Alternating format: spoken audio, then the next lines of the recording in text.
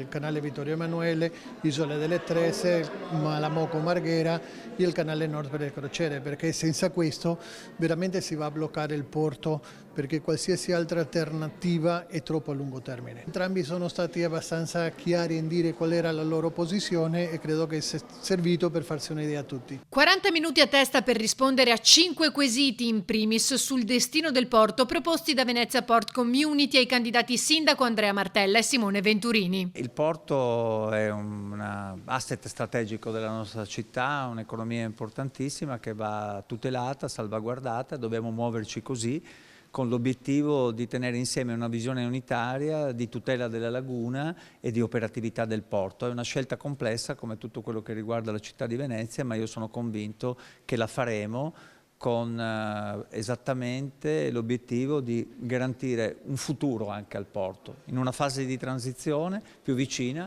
e in una fase che dovremo pensare per il futuro anche con il porto offshore. C'è una volontà, anche dichiarata nei programmi elettorali, di non far nulla perché il porto possa sopravvivere. E quindi sostanzialmente i cittadini sanno che votando il centro-sinistra e il candidato sindaco Martella, il porto nel giro di qualche anno chiuderà. Votando invece la nostra coalizione, il porto continuerà a lavorare, le imprese continueranno a lavorare e 26.000 posti di lavoro saranno garantiti. La delega al porto da sindaco la terrò per me. Tra le priorità la gestione dei flussi turistici. Il turismo è una risorsa fondamentale per Venezia, ma non la può svuotare e per questo bisogna pensare a forme di gestione intelligente dei flussi turistici, di regolamentazione degli affitti turistici e di individuazione anche di una capacità di carico vitale e sostenibile per Venezia e per i suoi residenti. Il contributo d'accesso è un punto di partenza che deve essere evoluto, questo è messo nel programma in maniera molto chiara, dall'altra parte è solo chiacchiere e rinvio a convegni e tavoli con gli esperti. Facciamolo funzionare, evolviamolo, miglioriamolo e soprattutto disincentiviamo il turismo giornaliero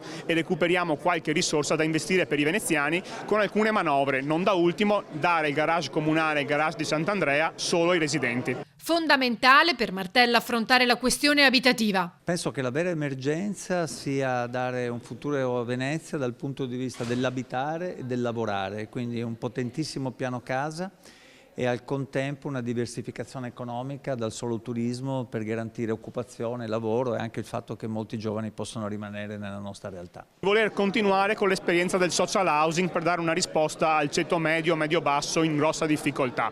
Oggi il tema del potere d'acquisto per il ceto medio è un vero tema drammatico in Europa e in Italia a seguito dei rincari dell'inflazione dell'ultimo quinquennio. Quindi il social housing si deve continuare così. La sinistra per 5 anni ha criticato il social housing, oggi lo riscopre, mi fa piacere, meglio tardi che mai.